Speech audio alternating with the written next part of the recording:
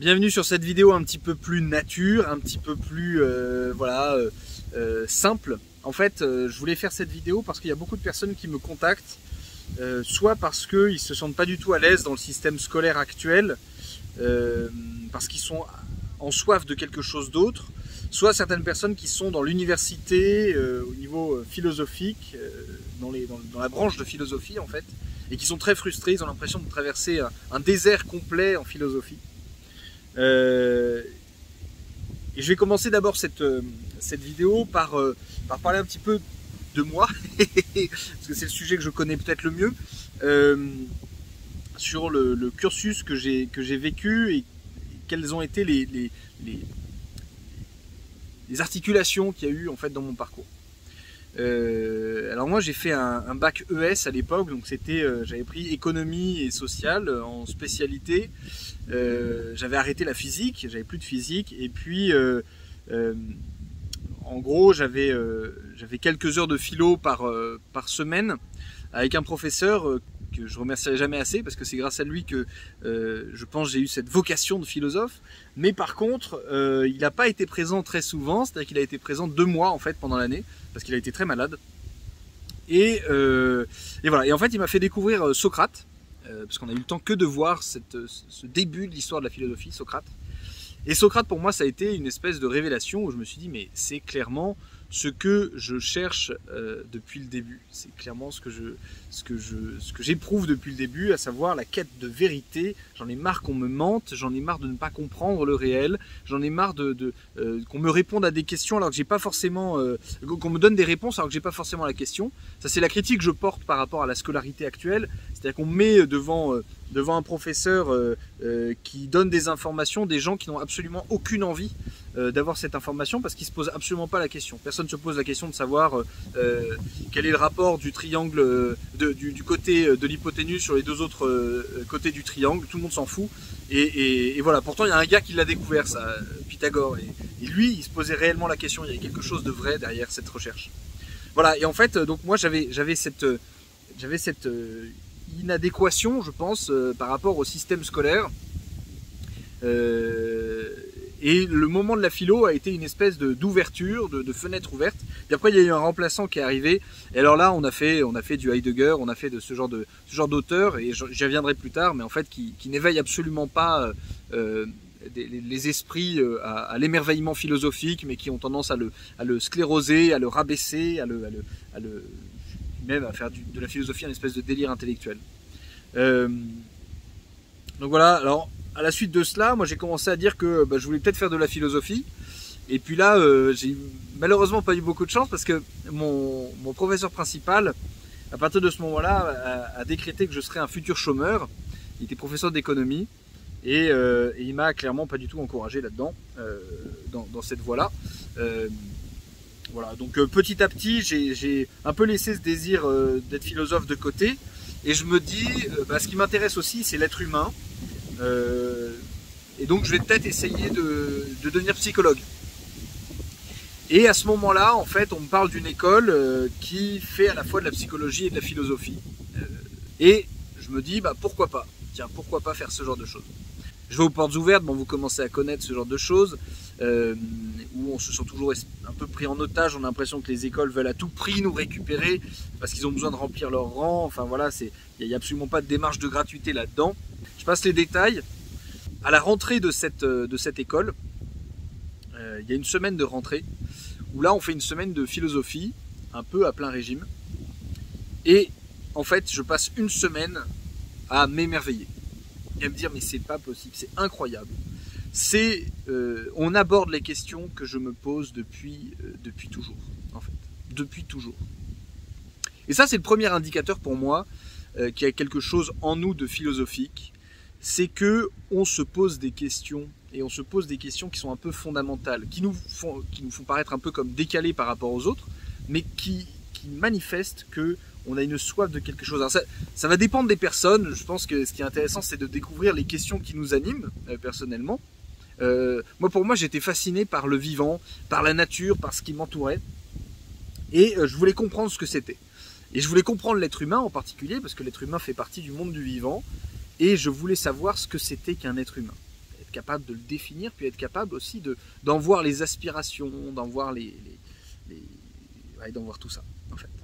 J'étais passionné par les animaux, j'étais passionné par les plantes, j'étais passionné par les astres. Regarder le ciel en pleine nuit, à l'époque on pouvait voir un petit peu plus les étoiles et que c'était moins éclairé qu'aujourd'hui, c'était incroyable. Je me rappelle passer des soirées entières avec mon grand-père à regarder le ciel et qui m'explique ce que c'était qu'un trou noir, ce que c'était que ce genre de choses. C'était des questions que j'avais et que je portais. Je voulais comprendre la beauté de cet univers qui m'entourait et en plus la singularité de l'être humain dans cet univers. Et dans cette école, en fait, j'ai eu l'impression qu'on ouvrait en moi je sais pas, une source. Je ne saurais pas dire d'autre chose, parce que la source, c'est vraiment ce qui apporte la vie. Et on ouvrait en moi une source, un jaillissement de vie intellectuelle, c'est-à-dire que j'ai eu le sentiment de vivre un espèce de déploiement de mon intelligence au sein de cette source, parce que je n'étais plus en train de calculer avec mon intelligence, j'étais plus en train d'analyser avec mon intelligence, et j'étais en train de contempler le réel. Et pourquoi je me suis mis dehors pour cette vidéo, c'est que moi, il m'a paru très très tôt le fait que la philosophie ne se trouvait pas dans les livres. Elle ne se trouve pas dans les livres, elle ne se trouve même pas dans les leçons de philosophie, dans les cours de philosophie, elle ne se trouve pas chez les auteurs morts. En fait, la philosophie, l'amour de la sagesse, elle se trouve en nous quand nous sommes en relation avec le monde réel. Et c'est ça qui a été pour moi une espèce de découverte, c'est que avant j'avais tendance à chercher la philosophie dans les auteurs, dans les textes, et en fait non. Elle ne s'y trouve pas, ou alors si elle s'y trouve, c'est de manière très occasionnelle, de manière très, très ténue, parce que, en fait, l'auteur nous permet de mieux voir le réel. Et c'est ça qui a été pour moi une grande révélation, c'est que la philosophie, c'était une contemplation du réel. Passer ces 3 années de licence, où ça a été pour moi une révélation sur révélation, ça a été incroyable, et même ça nourrissait toute ma vie, c'est-à-dire que ça nourrissait mes amitiés, ça nourrissait mes relations, ça nourrissait mes... C'était incroyable, c'était vraiment incroyable ce moment-là. Je suis arrivé à la fac, en master, et là ça a été le tarissement de la source. C'est-à-dire que j'avais l'impression qu'on m'enlevait on m'enlevait tout ce qui faisait ma vie, en fait. C'est-à-dire que j'avais vécu dans un j'avais été au contact d'un enseignement qui était très fort, très puissant, qui était aussi qui répondait à des questions fondamentales, et j'arrivais en master au milieu de momies, en fait. C'était clairement ça, c'est-à-dire au milieu d'ossements desséchés, sur la question de la philosophie. Et je voyais bien, je discutais avec toutes les personnes qui étaient en master de philosophie, je voyais bien que ces personnes-là ne se posaient plus de questions, c'était terminé.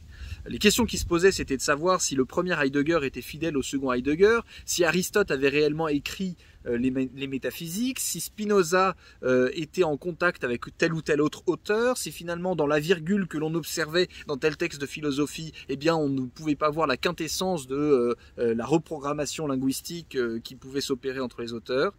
Ça a été un peu terrible. Ça a été un peu terrible.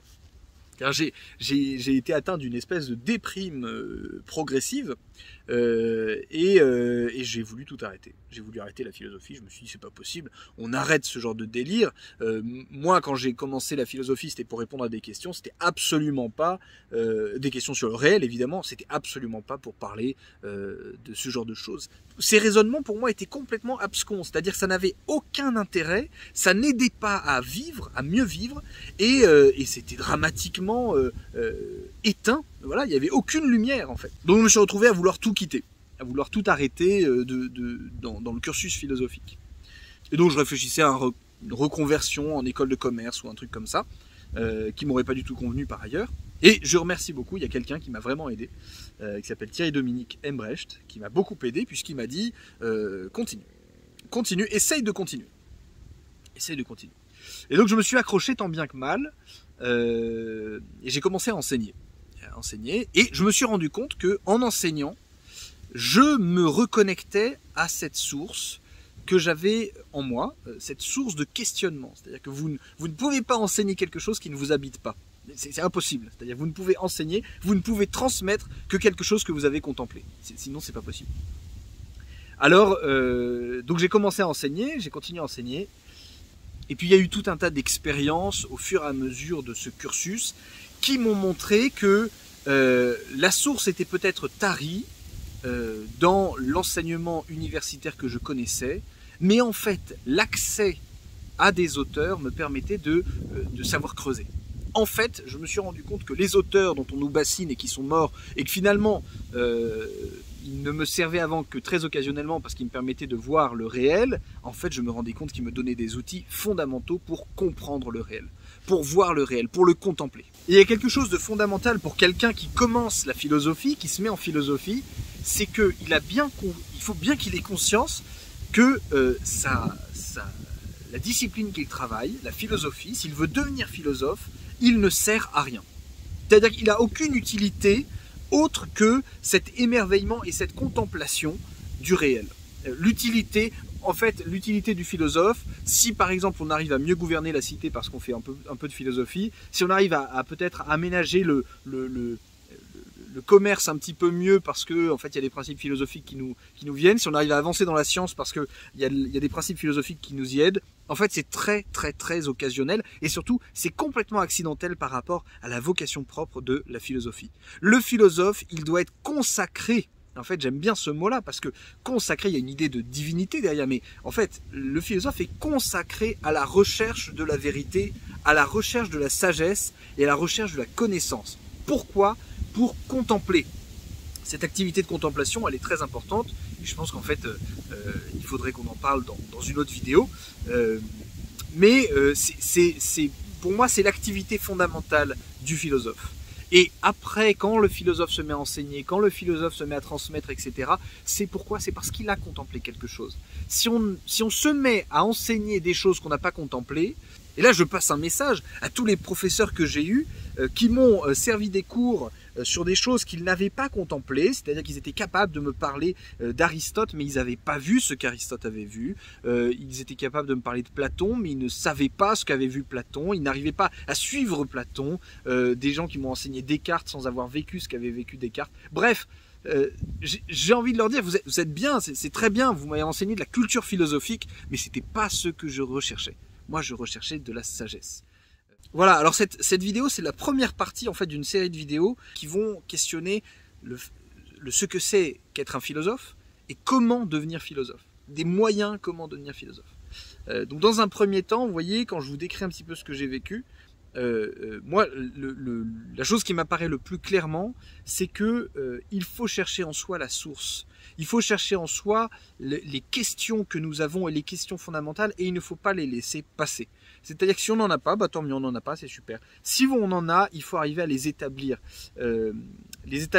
Fondamentalement. Je sais qu'il y a certaines personnes, par exemple, qui m'ont dit les questions qui les animaient, c'était comment est-ce qu'on peut faire coïncider notre exigence de rationalité et une vie religieuse. Est-ce que finalement le philosophe n'est-il pas condamné à être athée?